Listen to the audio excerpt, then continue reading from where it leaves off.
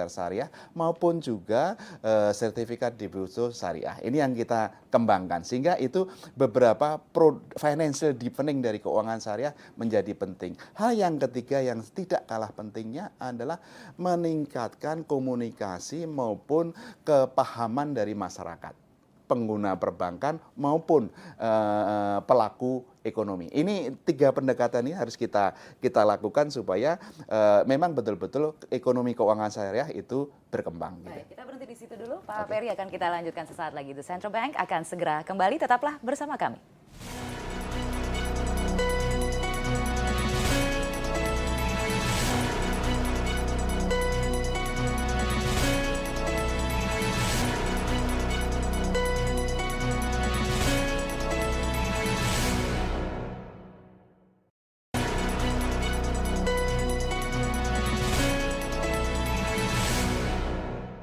Ya, pemirsa, Anda kembali menyaksikan The Central Bank. Pak Peri tadi Pak Peri sempat menyebutkan bahwa ada beberapa produk syariah yang baru begitu dikembangkan. Tentunya ini juga untuk sebagai alternatif begitu dari produk-produk yang ada saat ini. Seperti misalnya term deposit falas syariah. Bagaimana perkembangannya sejauh ini dan seberapa efektif sebenarnya membantu bank syariah untuk mengelola likuiditasnya?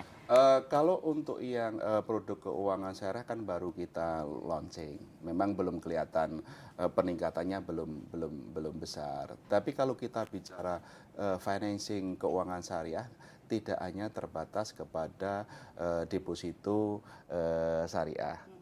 Karena untuk berbagai pembiayaan ekonomi keuangan syariah itu banyak jenisnya. Yang sudah banyak berkembang sekarang adalah sukuk.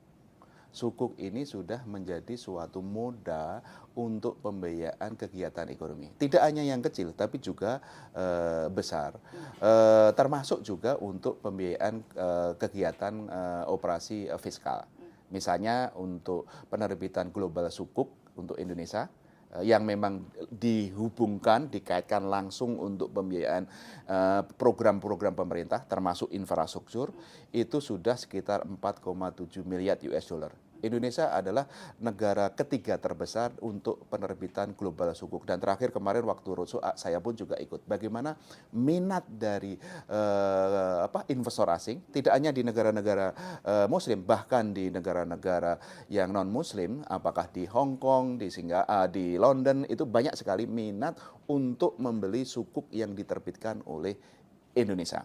Untuk yang di dalam negeri pun juga penerbitan sukuk untuk kegiatan ekonomi, investasi itu juga sudah berkembang. Nah, ini yang terus perlu kita kembangkan sebagai alternatif financing. Produk-produk yang lain yang sedang akan dipertimbangkan untuk diluncurkan, produk-produk baru? Untuk sementara ini memang kita akan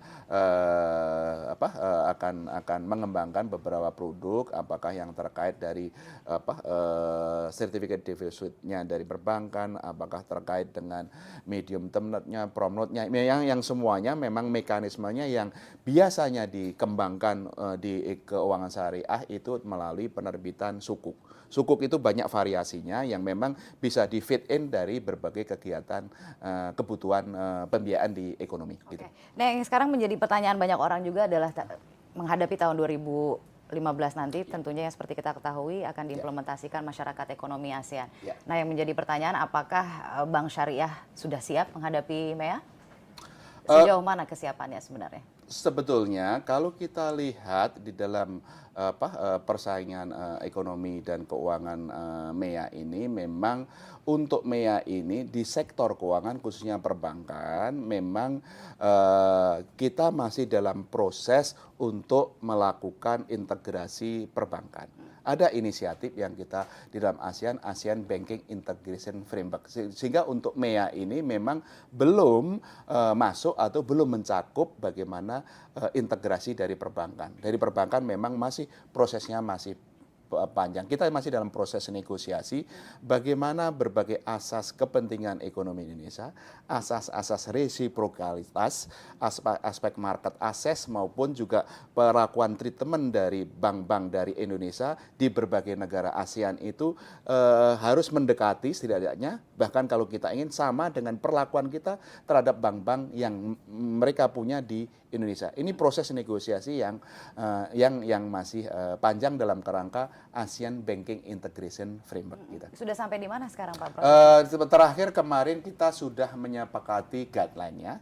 Guideline-nya yang memang melihat bahwa akan dibedakan negara-negara yang sudah mempunyai hubungan bank itu harus ditekankan asas kepentingan ekonominya, kepentingan resiprokalitas maupun market access. Nah, oleh karena itu untuk negara-negara yang sudah punya hubungan home host bank ini kita melalui diperlukan juga negosiasi. Kita masih dalam proses negosiasi dengan beberapa negara yang memang mereka sudah punya bank di Indonesia. Kalau guideline-nya sendiri sudah selesai. Proses negosiasi bilateral ini yang masih dalam proses finalisasi, sehingga memang ini dua hal ini yang harus bilateral dilakukan. berarti akan berbeda-beda begitu treatmentnya? Tergantung negaranya. Untuk Indonesia misalnya ada setidaknya 2 negara yang banyak mempunyai bank di Indonesia, ya kita minta negara itu membuka akses bank-bank dari Indonesia untuk membuka cabang maupun membuka office di sana dengan perlakuan yang mendekati setidaknya bahkan hampir sama dengan perlakuan kita terhadap bank-bank mereka yang ada di Indonesia. Ini proses negosiasi yang terus berlanjut. Ada target tertentu begitu Pak? Kapan akan kita dituntaskan? harapkan memang setidaknya tahun ini untuk guideline-nya sudah selesai. Negosiasi untuk yang satu negara kita sudah hampir dalam proses final. Dengan negara mana Pak? Saya mungkin tidak perlu menyebutkan negaranya, Mbak Gania mungkin bisa menebak yang memang kemungkinan bank-bank dari Indonesia untuk membuka office maupun network bahkan berbagai kegiatan di negara itu akan semakin terbuka. Hampir perlakuan kita terhadap negara itu di Indonesia. Baiklah kalau begitu Pak Peri, sayang sekali waktunya sudah habis, tapi terima kasih sekali lagi Pak Peri Terima telah kasih, Mbak meluangkan Kania. waktu untuk berbincang-bincang bersama Terima kasih. kami dalam The Central Bank. Pemirsa, demikianlah The Central Bank kali ini. Saya Kania Sutisnawinata. Terima kasih atas perhatian Anda. Sampai jumpa.